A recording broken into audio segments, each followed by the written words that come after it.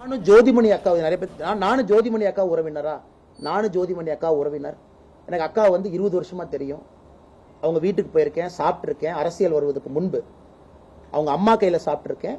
ஏன்னா நானும் ஜோதிமணி அக்காவும் ஒரே கோயிலுக்கு போறவங்க, பங்காளி தான். இந்த மாதிரி நான் சொல்லிட்டே போவாங்கண்ணா.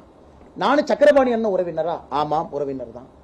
திமுக கொங்கு பகுதியில் இருக்கக்கூடிய எல்லோருமே 20 பேர்த்துல எனக்கு உறவினர் தான். நீங்க அந்த ஆங்கிள் போனீங்கன்னாங்கன்னா எல்லோரும் எனக்கு உறவினர்கள் தான். ஏன் நானும் செந்தில் பாலாஜி அவர்களும் எதிரும் புதிருமா இன்னைக்கு அரசியல் பேசிட்டு இருக்கோம். ஒரே கோயிலுக்கு போற ஆட்கள், பங்காளிகள். நானும் கரூரினுடைய அதிமுக அமைச்சர் விஜயபாஸ்கர் உறவினர்களா? ஆமாம் உறவினர்கள், ஆமாம் பங்காளி. ஒரே கோயிலுக்கு போறோம். செவ்வாய்க்கிழமை கோயிலுக்கு போறோம்னா எதிரும் புதிரும் முட்டிக்குவோம். நான் வர்றப்ப அவங்க வர மாட்டாங்க, அவங்க வர்றப்ப நான் போக மாட்டாங்க. அந்த கோயிலே அட்ஜஸ்ட் பண்ணி வேற வேற டைமுக்கு வர சொல்லுவாங்க.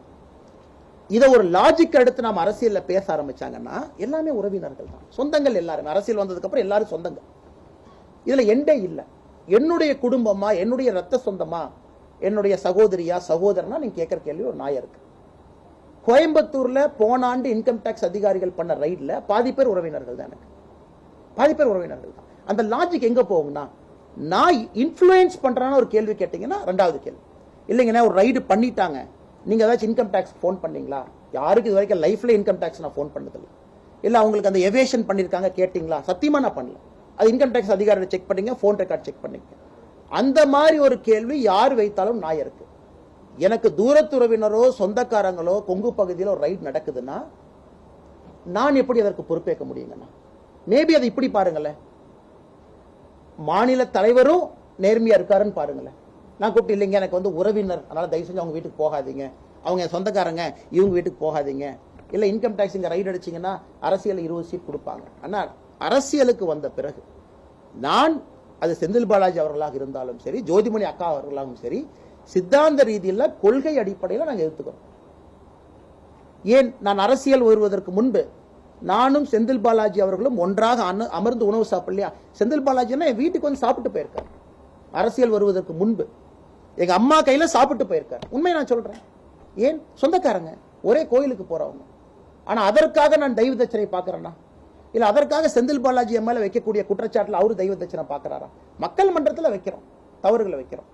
அதனால இந்த மாதிரி நம்ம எக்ஸ்டெண்ட் பண்ணியே ஒன்னொன்னே கனெக்ட் பண்ண ஆரம்பிச்சாங்கன்னா அது ரொம்ப தவறா போயிடும். நான் யாராச்சும் இன்ஃப்ளூயன்ஸ் பண்றான்னு கேள்வி கேளுங்க, நான் பதில் சொல்றேன். அல்லது என்னுடைய ரத்த சொந்தம், நான் சம்பந்தப்பட்டிருக்கக்கூடிய விஷயத்துல இருக்கா, நான் பதில் சொல்றேன். தேங்க்யூ. நான் கேட்ட கேள்வி நல்லது, பதில் சொல்லணும்னு நினைச்சா நீங்க கேட்டீங்க.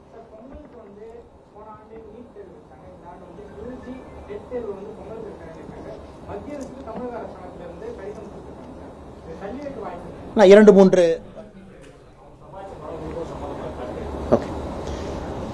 இது நான் கோயம்புத்தூர்லயும் பதில் கேட்டாங்க, பதில் சொல்றாங்கன்னா அண்ணா, அதாவது சமீபத்தில் வருமான வரித்துறை அதிகாரிகள் வந்து ஒட்டஞ்சத்திரம் பக்கத்துல ஒரு நபரினுடைய இல்லத்துல வருமான வரித்துறை சோதனை பண்ணியிருக்காங்க.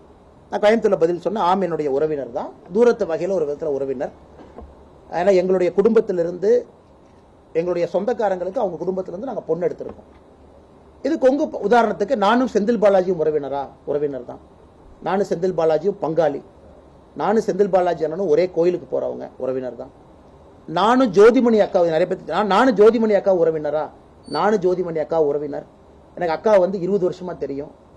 அவங்க வீட்டுக்கு போயிருக்கேன், சாப்பிட்டுருக்கேன். அரசியல் வருவதற்கு முன்பு அவங்க அம்மா கையில சாப்பிட்டுருக்கேன்.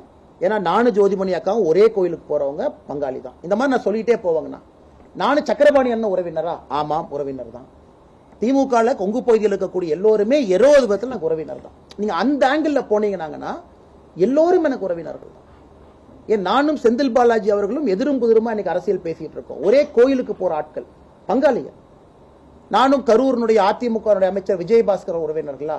ஆமாம் உறவினர்கள், ஆமாம் பங்காளி. ஒரே கோயிலுக்கு போறோம். செவ்வாய்க்கிழமை கோயிலுக்கு போறோம்னா எதிரும் புதிரும் முட்டிக்குவோம்.